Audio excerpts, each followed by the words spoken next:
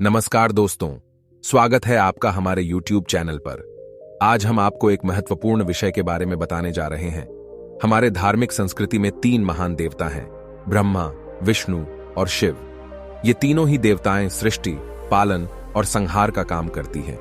लेकिन क्या इनमें से कोई एक सबसे शक्तिशाली है? यह विषय आज हमारे वीडियो का विषय है। ब्रह्मा, सृष्टि का स्वामी। वीडियो के इस सेगमेंट में हम ब्रह्मा देव के बारे में चर्चा करेंगे। ब्रह्मा वेद पुराणों में सृष्टि के देवता के रूप में उपस्थित होते हैं। हम देखेंगे कि उन्हें किस वाहन पर सवारी करते हैं और कौन सी प्रतीक्षा उनकी पूजा में उपयोग की जाती है। इसके साथ हम उनके मंत्रों का जाप करके आत्म साक्षात्कार की विधि भी समझेंगे। विष्णु, पालन का परमेश्वर। विष्णु भगवान हमारे धरती पर अवतार लेकर सभी के पालन करते हैं। इस सेगमेंट में हम उनके 10 अवतारों के बारे में चर्चा करेंगे, जैसे मत्स्य, कूर्म, वामन, राम और कृष्ण। उनके विभिन्न अवतारों के कारण वे किस रूप में प्रकट होते हैं, इसकी विस्तृत जानकारी भी दी जाएगी। शिव, संहार के देवता। इस सेगमेंट में हम शिव भगवान के विभिन्न स्वरूपों और शक्तियों को समझेंगे। महाकाल, नटराज, भोलेनाथ, इन सभी रूपों के पीछे का रहस्य भी खोला जाएगा।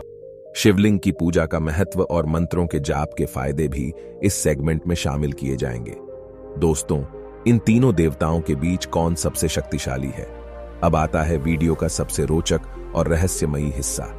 हम देखेंगे कि इन तीनों भगवान में सबसे शक्तिशाली कौन है। क्या ब्रह्मा की सृष्टि, विष्णु का पालन या फिर शिव का संहार किसी एक को श्रेष्ठ माना जा सकता है?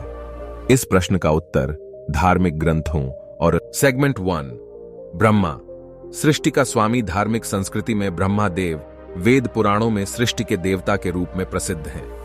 उन्हें 4 मुख और 4 बाहुएं होती हैं, जिनसे उन्हें चतुर्मुख ब्रह्मा कहा जाता है। ब्रह्मा देव की सवारी हंस के रूप में होती है और उनकी पूजा में कमल का उपयोग किया जाता है। उनके मंत्रों का जाप करके विश्व की सृष्टि के प्रक्रिया को समझा जा सकता है। ब्रह्मा देव धरती पर सभी वस्तुओं का सृष्टि करते हैं, इसलिए वे सृष्टिकर्ता के रूप में जाने जाते हैं। हालांकि उनकी पूजा और साधना विभिन्न कारणों से कम होती है। इसका पीछा धार्मिक शास्त्रों में वर्णित है। ब्रह्मा देव के विभिन्न मंत्रों का जाप करने से व्यक्ति के मन को शुद्धि मिलती है और उसे आध्यात्मिक ऊंचाइयों को प्राप्त करने में सहायता मिलती है। ब्रह्मा देव विश्व के उत्पत्ति के लिए महत्वपूर्ण है, लेकिन धार्मिक शास्त्रों में उन्हें सर्वोच्च देवता नहीं माना गया है।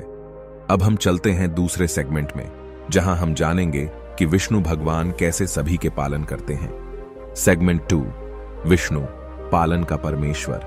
विष्णु भगवान हमारे धरती पर अवतार लेकर सभी के पालन करते हैं। उन्हें पालन के देवता के रूप में जाना जाता है। उनके 10 अवतारों में से प्रत्येक अवतार धर्म संस्थापना और संसार के कल्याण के लिए आए हैं। विष्णु भगवान के अवतारों में से सबसे प्रसिद्ध राम और कृष्ण हैं। रामायण और महाभारत की कथाओं के माध्यम से हम देखते हैं कि विष्णु भगवान ने धरती पर अवतार लेने से मानवता का हित और सत्य का पालन किया।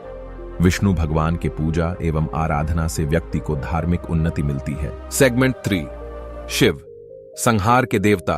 भगवान शिव धार्मिक संस्कृति में संहार के देवता के रूप में प्रसिद्ध हैं। उन्हें त्रिनेत्री, नीलकंठ, भोलेनाथ जैसे नामों से भी जाना जाता है। वे ध्यान और तपस्या के परम उदाहरण हैं, जिनके माध्यम से हम अपने अंतर्मन को शुद्ध कर सकते हैं। भगवान शिव के विभिन्न स्वरूपों में से नटराज रूप सबसे प्रसिद्ध हैं, जो सृष्टि के संचालन का प्रतीक है। उनकी त्रिशूल और डमरू भी उनके विभूतियों के रूप में महत्वपूर्ण है। भगवान शिव के मंत्रों का जाप करने से मन को शांति मिलती है और आध्यात्मिक उन्नति होती है।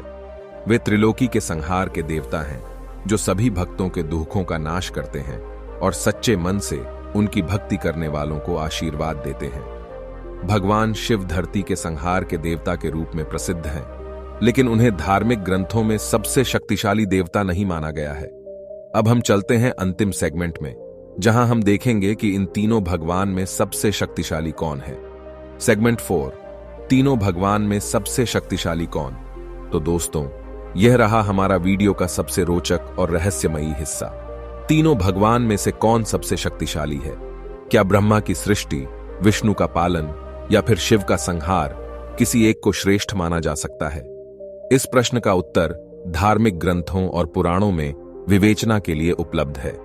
कुछ धार्मिक शास्त्रों में तो तीनों को समान शक्तिशाली माना गया है, जबकि कुछ ग्रंथों में किसी एक को सबसे ऊंचा दर्जा दिया गया है। हमें ध्यान रखना चाहिए कि ये तीनों देवताएं हमारे धर्म और संस्कृति का महत्वपूर्ण हिस्सा हैं और उन्हें सम्मान से पूजना